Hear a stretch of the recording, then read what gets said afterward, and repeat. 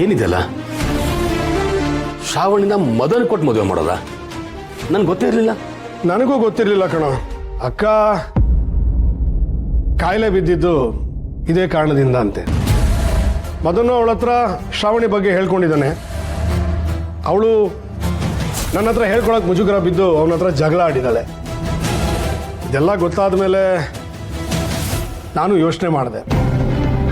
ಮದನ್ನು ಚಿಕ್ಕ ವಯಸ್ಸಿಂದ ಶ್ರಾವಣಿನ ನೋಡಿದ್ದಾನೆ.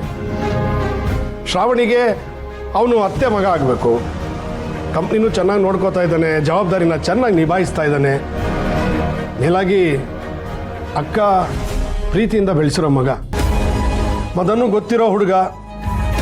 ಇದನ್ನೆಲ್ಲ ಯೋಚನೆ ಮಾಡಿ ನನಗೂ ಸರಿ ಅನಿಸಿ ಇದಕ್ಕೆ ಒಪ್ಕೊಂಡೆ. ಯಾಕೆ ಸುರೇಂದ್ರ, ಏನಾಯ್ತು? ಏನಿಲ್ಲ ಅಣ್ಣ.